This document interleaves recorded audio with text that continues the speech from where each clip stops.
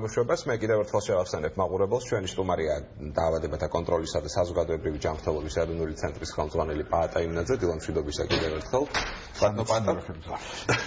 დილამშვიდობისა, მადლობა ჩვენთან სტუმრობისთვის. ჩვენი დღევანდელი საუბრის მთავარი თემა გახლავთ ანტიბიოტიკები. რამდენად კარგად და სწორად მოვიხმართ ანტიბიოტიკს საქართველოში და რეცეპტების შემდეგ თუ გაუმჯობესდა მათი მოხმარება დანიშნულებისამებრ ქვეყანაში? რა თქმა უნდა, რეცეპტების შემოღება ძალიან დიდი მნიშვნელობა ჰქონდა, იმიტომ რომ ანტიბიოტიკი ერთი მხრივ კარგია, მაგრამ მეორე მხრივ ანტიბიოტიკის დანიშნულება არის, რომ უნდა მოკლას ან გამრავლება გააჩეროს ბაქტერიის. ანუ ორგანიზმისთვის წამალი არ არის ჩვეულებრივი, ან წამალი რატო გჭირდება, რომ რაღაცა ფუნქცია გააძლიეროს, ხო, ორგანიზმში. ანტიბიოტიკი ჩვენი ორგანიზმის ცუდისმეტს არაფერს არ აკეთებს, მაგრამ კარგს იმას აკეთებს, რომ ბაქტერია თუ არის ჩვენ ორგანიზმში, როგორც სინჯარაში ახლა რაღაც შეურიოთ, ხო? ჩვენ ორგანიზმში თუ არის ბაქტერია, უნდა ანტიბიოტიკს მივიღებთ, მოკლავს ან გამრავლებას გააჩერებს. და თუ ასე ვთქვათ, არასწორად მოვიხმართ, არა თუ არ მოკლავს და არ გააჩერებს იმის გამრავლებას, არამედ გამოვზრდით, ვთქვათ, გამძლე ბაქტერიას, რომელიც ჩვენ ხო გვავნებს და გვავნებს, იმიტომ რომ აღარ მოკლავს ეს ანტიბიოტიკი ან ბაქტერია ჩვენ ორგანიზმში, მაგრამ ეს ბაქტერია სხვაგან გადავა, ჩვენ შვილზე გადავა, ჩვენ ასე ვთქვათ, ოჯახის წევრზე გადავა, იმის იქით წავა, იმიტომ რომ გავრცელდება საზოგადოებაში და ასე ხდება გამრავლება გამძლე ბაქტერიების და რაც უკვე მსოფლიო პრობლემაა, იმიტომ რომ ახლა იქ ობამას ჰქონდა ვთქვათ ცალკე მიმართვა ამაზე, მერკელს ჰქონდა ცალკე მიმართვა ამაზე, ეს მსოფლიო პრობლემაა დიდი. ბოლო 15-10 წელიწადია სულ ორი ახალი ანტიბიოტიკი შეიქმნა. მაშინ როცა თქვათ იგივე 80-იანებში იქმნებოდა რაღაც 15-20 ანტიბიოტიკი იქმნებოდა ხოლმე. ახალი, ანუ აღარ არის ახალი ანტიბიოტიკები და იმის საშიშროებაა დიდი, რომ ცოტა ხანში ჩვენ დაუბრუნდებით, აი თქვათ 30-იან წლებს, სანამ ანტიბიოტიკები გამოიგონებდნენ, აღმოაჩენდნენ, როდესაც ადამიანებს უბრალოდ ინფექციები კლავდა. და აი ეხლა საშიშროება დგება კაცობრიობის, რომ აღარ გვექნება ეს ანტიბიოტიკები, იმიტომ რომ ყველა ბაქტერია იქნება გამძლე და ნუ არაფერი აღარ დაგვრჩება, ასე ვთქვათ, საომრად. რა არის გამოსავალი? ეგწავით, კიდევ ერთხელ ნომერი 240-90-30 შეგიძლიათ დარეკოთ და დასვათ შეკითხვა და ხო, რა არის გამოსავალი ამ შემთხვევაში? გამოსავალი არის ეგრეთ წოდებული რაციონალური ანტიბიოტიკოთერაპია, პროფილაქტიკა, ზოგიერთ იშვიათ შემთხვევაში ხოლმე, რატომ? იმიტომ რომ თქვათ დაინიშნოს მაშინ, როდესაც აუცილებელია, დაინიშნოს ის ანტიბიოტიკი, რომელიც აუცილებელია, დაინიშნოს სწორი დოზირებით, სწორი ასე ვთქვათ, ხანგრძლივობით და რა თქმა უნდა, რეცეპტერმა ერთი დიდი პრობლემა მოგვაშორა, როდესაც ადამიანი რამდენი გაცივდებოდა, იმდენი ანტიბიოტიკს თვითონ მიიღებდა, რაც აბსოლუტურად არასწორია. დავიწყოთ იქიდან, რომ არც ერთ ვირუსზე, არც ერთი ანტიბიოტიკი არ მოქმედებს. ასე რომ დავსვათ შეკითხვა, როდის უნდა მიიღოს როდის არის ის სწორი პერიოდი, როცა ანტიბიოტიკის მიღება ეს უნდა გადაწყვეტოს მხოლოდ ექიმმა. სამწუხაროდ ხანდახან ჩვენი ექიმებიც ცოტავენ ხოლმე და იმ დროს ნიშნავენ. რატომ რა არის მიზეზი? რატომ ნიშნავს ანტიბიოტიკს ექიმი იმ შემთხვევაში? თუ კი პაციენტის საჭიროება. მე მქონია შემთხვევა, მათაც რაღაც ერთი საერთო ფრაზა, რომ ძალიან არ მიყვარს ანტიბიოტიკის დანიშნა, მაგრამ ეხლა ის შემთხვევა, როცა უნდა დაგინიშნოთ 2-3 ჯერ ბოლო რამდენიმე წლის განმავლობაში. ხო, თუ ეს თქვა, კარგია უკვე, თუ არ მიყვარს და დანიშნა, ესე იგი შეიძლება ჩათვალო ეს თავისმართლება ხო არ არის ერთგვარი ცუდი რაღაცა, მაგრამ მაინც უნდა დანიშნოს. სხვათა შორის ისიც არის ერთ-ერთი აი სოფლიო პრაქტიკაში მიღებული ფორმა, რომ პაციენტმა კითხოს პირიქით ექიმს, აი ანტიბიოტიკს რატომ ინიშნავ? იმიტომ რომ აი უნდა დაუსაბუთოს ექიმმა, რატო უნიშნავს ანტიბიოტიკს. სარია პირდაპირ ეთერში მოусმინოთ მაყურებელს. დილამშვიდობისა გისმენთ. მოგესალმებით, გისმენთ. დილამშვიდობისა. მოგესალმებით. გისმენთ. ბატონმა ბადარ ერთი წუთით დავასწრო იმ შეკითხვაზე. ზუსტად ის, რომ ანტიბიოტიკები მხოლოდ დანიშნულებით უნდა იყოს და ის კითხვა რატომ მიშნავ, თორემ მართლა ისეთი გამძლე შტამები გამომუშავდება, რომ სწორი თქვა წეგან, რომ 30-იან წლებს დაუბრუნდებით, რადგან ანტიბიოტიკის შესაძლოა ბაქტერიისათვის საკვებადაც კი იქცეს. თუ ეს გამძლე ხო და ეს ძალიან კარგი გადაცემაა, ასეთი გადაცემებით მოსახლეობა უნდა გავათვითცნობიეროთ და თვითმკურნალობა უნდა ავკვეთოთ. ამაში ერთ-ერთი კარგი მომენტი იყო რეცეპტების შემოღება, მაგრამ იქაც ყოველს გამოსავალი ახლობენ ნასწორებს გამოაწერინებენ და ანტიბიოტიკი დანიშნულებისამებრ თუ არ არის მიცემული, შეიძლება უარესიც გააკეთოს. კი ბატონო, შეკითხვა თუ გაქვთ ბატონო? ეხლა რაც შეეხება, ალო. დიახ, გისმენთ. შეკითხვას. მოსახლე ბატონო? შეკითხვა თუ გაქვთ ბატონ პაატასთან? ბატონო ბატონ, ჩემ შეკითხვას დაასწრო პასუხი. ეროტავრიკე უპასუხა უკვე. ეხლა რაც შეეხება. დიდი მადლობა. უმეტი მადლობა ზარისთვის. მადლობა მოსაზრებისთვის. ბატონო პაატა, როდესაც დგება ის მომენტი, როცა რეზისტენტული ბაქტერიების რიცხვი ძალიან მაღალია ადამიანის ორგანიზმში. მაგ შემთხვევაში სად არის გამოსავალი? თუ მოხდა ის შემთხვევა, რომ დაუბრუნდით 30-იან წლებს, როცა ანტიბიოტიკები უბრალოდ არ არსებობდა. არის გამოსავალი თუ რაღაც ახალი ეტაპი? გამოსავალი აი სამწუხაროდ გამოსავალი არის ის რომ მეორეც საინტერესოა ის რომელი ანტიბიოტიკის მოხმარებაც ასე ვთქვათ კლებულობს ხოლმე აი ეს რეზისტენტობაც ნელ-ნელა კლებულობს ხოლმე. ნუ რაღაც გზები არის, თავარი ძირითადად არის ის რომ მაქსიმალურად მარტო მაშინ დავნიშნოთ ანტიბიოტიკი, როდესაც ის არის აუცილებელი. თვალშორის ახლა ძალიან კარგი საქმე გაკეთდა. არის ასეთი სამფორდის სახელმძღვანელობა, რომელიც ვთქვათ სოფლიოში მიღებული ყველაზე უფრო ესეთ გაიდლაინი ანტიბიოტიკების გამოყენების სამინისტრომ იყიდა ასე ვთქვათ მისი გამოცემის და თარგმნის და გამოცემის ნებართვა და აი უკვე დაბეჭდილია ეს რომელიც დაურიგდება სოფლის ექიმებს და საავადმყოფოებსაც დაურიგდებათ ასე ვთქვათ თითო ეგზემპლარი რომ მაქსიმალურად აი ექიმებს კონდეთ სოფლიოში დღეს რაც არის ყველაზე დიდი ასე ვთქვათ გაიდლაინი ყველაზე საუკეთესო ანტიბიოტიკების გამოყენების ქართულ ენაზე ექნება ჩვენ ექიმებს შესაძლებლობა რომ ის გამოიყენონ. და კიდევ ერთი ზარია მგონი გისმენთ ხართ. ალო, მოგესალმებით. გამარჯობა. ძალიან ვუყურებ თქვენს გადაცემას, ძალიან მომწონს და მინდა გითხრათ, რომ ძალიან კარგია რეცეპტების თაობაზე რაც ისაუბრეთ და ანტიბიოტიკებზე, მაგრამ ყველაზე ცუდი რაც არის ალბათ ისაა, რომ მე პერსონალი არ არის კარგად შერჩეული, იმიტომ რომ მინდა გითხრათ, რომ ძალიან ხშირ შემთხვევაში თვითონ მედიკოსები გვაძლევენ ისეთ დანიშნულებას, რომ ჩემი აზრით რეცეპტი ამას აღარ გადაწყვეტავს.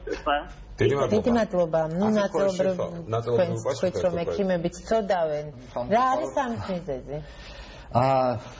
ნუ ამის მიზეზი ახლა ბევრ შემთხვევაში სხვა შორის არის ის რომ ავადმყოფი თვითონ ასე ვთქვათ როგორ გითხრათ ჩვენ ავადმყოფს რაღაც ისეთ დრო დადგა რომ უხარია ხოლმე ბევრად და ძლიერს თუ გამოუწერ რაღაცა წამავს ხოლმე სამაგერად ამას ბევრი გახარება ხოლმე ჩვენი გახარების მიხედვით კი სამწუხაროდ ესეც ხდება ხოლმე ამიტომ კიდევ ერთხელ ნუ ალბათ გზა არის ერთი მათი ასე ვთქვათ მუდმივი ტრეინინგი გადამზადება რაც ასევე დაწყებულია პრინციპში რაღაც კურსებიც აგვაქვს შექმნილი გოსპიტალურ ინფექციებთან ბრძოლა ვთქვათ რაღაც და ნუ კიდევ ერთხელ აქ ექიმების მომზადების გადამზადების განათლების და ხანდახან ფარმაცევტული კომპანიები ცოტა ხოლმე ნამდვილი ანუ ბევრი კომპონენტია შეიძლება ითქვას. ეხლა შემოდგომა ახლოვდება ვირუსების ახალი სეზონი. ჩვენ სიუჟეტი მოგიმზადეს, ჩვენი კოლეგა მოგიყვებათ საშემოდგომო ვირუსებზე, იმ საფრთხეებზე, რომელიც საშემოდგომო ვირუსებს ახლავს თან და ვნახოთ ეს სიუჟეტი შემდეგ გავაგრძელოთ საუბარი სტუდიაში. შემოდგომა ვირუსების სეზონი, მშობლების ნერვიულობის და ექიმებთან ხშირი ვიზიტის საბაბი. მუდმივი ფიქრი იმაზე თუ როგორ ავიცილოთ თავიდან სეზონური ვირუსები და რა ხერხს მივმართოთ იმისთვის, რომ დავიცვათ საკუთარი და ბავშვის ჯანმრთელობა. შემოდგომა ერთადერთი სეზონია, რომლის დადგომასაც ყოველთვის ესე შიშით ველოდები, იმიტომ რომ შემოდგომა არის ზუსტად ყველაზე აქტუალური პერიოდი ვირუსების გავრცელებისთვის და ჩემი ცუდათყოფნა ავტომატურად ერეკლეს ცუდათყოფნას ნიშნავს და ასევე პირიქით. ამიტომ სულ ვცდილობ, რომ რაღაც ისეთი ზომები მივიღო, რომ ეს ვირუსები თავიდან ავიცილო, მაგრამ არ გამომდის, იმიტომ რომ ერეკლე ბაღში დადის და მე ვმუშაობ და გაცილების თავიდან აცილება ესეთი მარტივი არ არის. მიუხედავად იმისა, რომ ევროპის რეგიონისთვის უკვე დეკლარირებულია, რომ გრიპის სეზონი დაიწყო და ნებისმიერ დროს შეიძლება დადგეს გრიპის ვირუსის აქტიური ცირკულაცია ჩვენი ქვეყნის ტერიტორიაზე, ამ ეტაპზე საგანგაშო არაფერია. სტატისტიკის მიხედვით ავადობის მაჩვენებელი არ აღემატება წინა წლების შემოდგომის მონაცემებს. სეზონური ვირუსების 200-მდე სახეობა არსებობს და შესაძლებელია ადამიანმა რამდენიმეც კი გადაიტანოს სეზონის მანძილზე. თუმცა არსებობს საშუალებები, რომლის დაცვის შედეგადაც შესაძლოა შევამციროთ ავადმყოფობის რისკი. ჯერ კიდევ კარგი დროა იმისათვის, რომ ადამიანებმა განსაკუთრებით ვინც მიეკუთვნება გრიპის გართულებების მაღალ რისკს, ჩაიტარონ გრიპის სეზონური გრიპის საწინააღმდეგო ვაქცინაცია, რითაც ისინი დაცულები იქნებიან ყველაზე საშიში ვირუსისაგან, გრიპის ვირუსისაგან, ყველა სხვა დანარჩენი ვირუსებისაგან თავდაცვისათვის უნდა გვახსოვდეს რამდენიმე თავდაცვის საშუალება, ეს არის უპირველეს ყოვლისა ის, რომ ჩავიცვათ ამინდის ადეკვატურად, ხშირად გავანიაოთ სათავსები, სადაც ადამიანები თავს უყრით, მათ შორის რა თქმა უნდა ბავშვები, საბავშვო ბაღებში, სკოლებში და ასე შემდეგ. ის სათავსები სკოლის, ბაღის და ასე შემდეგ, სადაც ხშირად არიან ადამიანები, ყოველდღიურად დღეში ერთხელ მაინც ძველი წესით უნდა დამუშავდეს და პირადი ჰიგიენის წესების დაცვა. თავარი რაც ყველამ უნდა გაითვალისწინოთ, მაშინ როდესაც ადამიანი არის ავად, ის უნდა დარჩეს სახლში. სრულფასოვანი ძილი, სრულფასოვანი დასვენება და სრულფასოვანი კვება. ჯანსაღი ცხოვრების წესის დაცვით ვირუსებით დაავადების რისკი მცირდება და ავადმყოფობის შემთხვევაში ის მსუბუქ ფორმებში მიმდინარეობს. ეს იყო ჩვენი კოლეგის თაკო ასათიანის სიუჟეტი, ვიდრე ბატონ პაატაინაძესთან გავაგრძელებდეთ საუბარს. კიდევ ერთი ზარი ამჯერად თელავიდან. გისმენთ პირდაპირ ეთერში ხართ ილამშვიდობისა. ბატონო პატა, რა მინდა იცით გითხრათ, პირველ რიგში ეს გავრცელება ვირუსისა, ჯერ ახლა ყველაფერს ვირუსებს ეძახიან ექიმები და რატო ადრე არ ეძახდნენ ყველაფერს ვირუსს, ადრე გრიპი იყო გაქცევა. იცით რატო ხდება? ახლა იქ ბანკებში, იმაში მუშაობენ დედები, რომლებსაც არც ბიულეტენებს აძლევენ, არც ითხოვენ, ძალიან მკაცრი მოთხოვნები აქვს და ბავშვებს ვერ იტოვებენ სახლში, რომ უმკურნალონ და სრულფასოვანი მკურნალობა ჩაუტარონ. პირველ რიგში ეს არის, მე ეს მგონია მიზეზი, ეს ძალიან მოდებული და გავრცელებული ამ ვირუსებისა და მეორე რა მინდა შეკითხვა მაქვს კიდე, რა მინდა კითხოთ იცით, აი ცოტა ისეთი უხერხულება, მაგრამ მაინც მეკითხოთ, წელიწადში აი რამდენჯერ შეიძლება ბავშვს 2 და 3 წლის ბავშვს დაენიშნოს ანტიბიოტიკი და იმით უმკურნალოს ექიმმა. დიდი მადლობა შეკითხვისთვის. რამოდენიმე შეკითხვა იყო შეკითხვაში, პირველ რიგში ქალბატონს ვეთანხმები იმაში, რომ ჩემმა კოლეგამაც ქალბატონმა ხალხთუნამ თქვა უკვე, რომ ავადმყოფი უნდა იყოს სახლში, აუცილებლად. ეს იქნება ბავშვი არ უნდა გაუშვათ სკოლაში, დიდი იქნება არ უნდა მივიდეს სამსახურში. და ის უფროსი, ასე ვთქვათ, ან ის მასწავლებელი, ვინც ასეთ ბავშვს დატოვებს სკოლაში, ის მარტო თავის რისკს კი არ არის, ყველა ბავშვს უქმნის რისკს, ანუ ეს ბავშვი უნდა იყოს სახლში.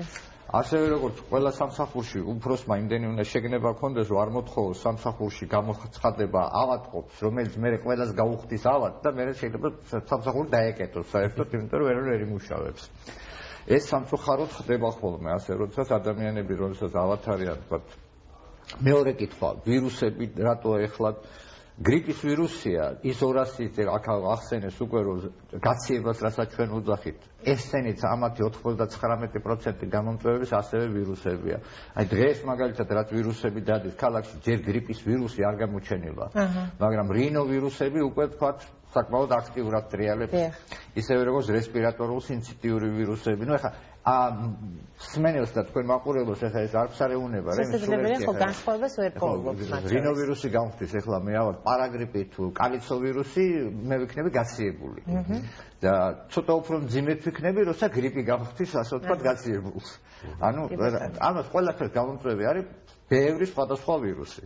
აი ბოლო ყველაზე საინტერესო კითხვა იყო.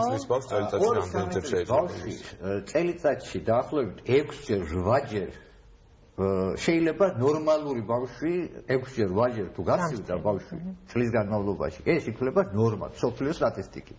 ჩვენნაირი ასე ვთქვათ კლიმატურ სარტყელში მცხოვრები ადამიანებისათვის. ანუ ამაში არაფერი გასაკვირი რომ 6-ჯერ 8-ჯერ ბავშვი წელიწადში გაცივდეს არ არის. აი თუ მეტჯერ არის ის უკვე ასე ვთქვათ ყურადღება მისაქცევია რამე იქ ხო არა გვაქვს ვთქვათ რაღაც დაავადებასთან კიდე საქმე სხვა. ანუ გაციების ფონზე ეს ანტიბიოტიკის მიღება 6-ჯერ 8-ჯერ თუ შეიძლება. არც ერთ გაციებას, არც ერთი ანტიბიოტიკი არ შველის. იმიტომ რომ გაციება ეს არის ვირუსს არ შველის ანტიბიოტიკი. თუ კი გაციებას მოყვა გართულება მაგალითად თუ არის ბაქტერიული გართულება, რა თქმა უნდა, ამ დროს უკვე ანტიბიოტიკი ინიშნება. მაგრამ მხოლოდ გაციებაზე ანტიბიოტიკი არ ინიშნება. ბატონო, ანტიბიოტიკი ერთადერთი გამოსავალია, თქვა ბაქტერიების შემთხვევაში, როცა ბაქტერიები დაავადდება ადამიანს. როცა ბაქტერიული ინფექცია კი სხვა, აი მეორე გამოსავალია ორგანიზმი დავტოვოთ, როგორც ეს იყო, თქვა ანტიბიოტიკების ერამდე 30-იან წლებამდე ვთქვათ, რომ მოერევა ორგანიზმი თუ მოერევა ბაქტერია, მაგრამ როდესაც ანტიბიოტიკი გააქვს, ასე ვთქვათ, ბაქტერიის და საწინააღმდეგო ორგანიზმს ანტიბიოტიკს ორგანიზმს კიდევ ერთხელ ვიმეორებ, ცუდისმეტ წარბს არ უკეთებს, იმუნიტეტსაც რდგუნავს. აი ბავშვისთვის მაგალითად წელიწადში რამდენჯერ შეიძლება მიიღოს ბავშვმა ანტიბიოტიკი? თუ კი მას მუდმივი გართულები აქვს, არის აი რაღაცა ეს რაოდენობა? მხოლოდ მაშინ უნდა მიიღოს, როდესაც საქმე გვაქვს რაღაც ბაქტერიულ ინფექციასთან და ამას ჭირდება, ასე ვთქვათ, დამარცხება. ასეთი არ შეიძლება იყოს წელიწადში 10-ჯერ. არ შეიძლება უბრალოდ, იმიტომ რომ ვირუსული შეიძლება იყოს როგორც ვამბობ, მაგრამ ბაქტერიული ინფექცია ისე რომ ეხლა ეს ყოველთვის გაურთულდეს ხოლმე არ არის. ამიტომ მარტო ბაქტერიული გართულების დროს ინიშნება ანტიბიოტიკი. კიდევ ერთი ზარი გვაქვს, მოგესალმებით ილონ შვიდობისთან. ილონ შვიდობისთან. გესმენთ. მას ასეთი შეკითხვა არ 74 წლის ქალბატონი და ძალიან ხშირად ხდები ავად. დიახ. და თუ შეიძლება ან სად შეიძლება რომ გავიკეთო ვაქცინა? დიდი მადლობა. მადლობთ. და ამ ვაქცინას მოგყვებით, როგორც ვთქვი, ხა დაიწყო, ხო? ვაქცინაცია, ასე ვთქვათ, უკვე კომერციულ სტრუქტურებს შემოტანილი აქვთ, სახელმწიფო პროგრამითაც ნაღიდი გვაქვს, ასე ვთქვათ, ვაქცინა. სახელმწიფო პროგრამით ვაქცინაცია უკეთება ძალიან მაღალი რისკის, ასე ვთქვათ, პაციენტებს, ეს არის ვთქვათ, გემოდიალიზზე მყოფი ადამიანები, ეს არის ბავშვები დიაბეტით, ეს არის ვთქვათ, ბავშვთა სახლებში მაცხოვრებელი ბავშვები და მოხუცებულთა თავშესაფარში მაცხოვრებელი მოხუცები, ანუ სადაც ძალიან მაღალია რისკი, ვთქვათ, გრიპის როგორც გავრცელების, ისე მისი მძიმე შედეგების. განაჩენი ქალბატონსაც შეუძლია, ასე ვთქვათ, მიმართოს ბევრ პოლიკლინიკაში ქალაქში აქვთ ეს ვაქცინა კომერციული გზით, ასე ვთქვათ. ანუ ფასიანია, კი, ეს უფასო იქნება, მხოლოდ კიდევ ერთხელ ვიმეორებ, აი სახელმწიფო პროგრამით ძალიან განსაკუთრებით მაღალი რისკის მქონე ადამიანებისათვის.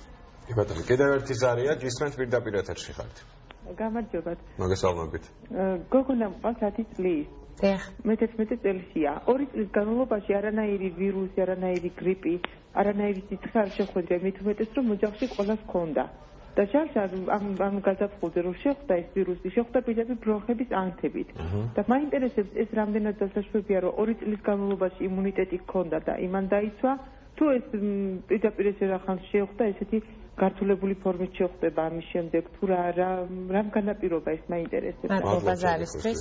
ნუ ქალბატონი ძალიან რთულ კითხვას მისვენს, იმიტომ ცხოვრება ესეა, ქალბატონო მოწყობილი ერთ წელიწადს შეიძლება ერთი ადამიანი გახდეს ხოლმე ავად, მეორე წელიწადს მეორე ადამიანი, ერთ წელიწადს ოჯახის ერთი წევრი გახდეს ავად, მეორე წელიწადს ოჯახის მეორე წევრი გახდეს ავად. თუმცა არის ხოლმე შემთხვევა, როცა ოჯახის ყველა წევრი გახდება ხოლმე ავად. ამისი ასე ვთქვათ, წინასწარ განჭვრეტა ძალიან ძნელია. არ არსებობს ადამიანი, რომელსაც ცხოვრებაში ერთხელ მაინც არ გადაეტანოს ვირუსული ინფექცია. უბრალოდ ეს იქნება ხოლმე ზოგჯერ მსუბუქად, რაც არის ცუდი, იმიტომ რომ ის ავრცელებს მერე ამას, დადის ასე ვთქვათ სკოლაში და სამსახურში.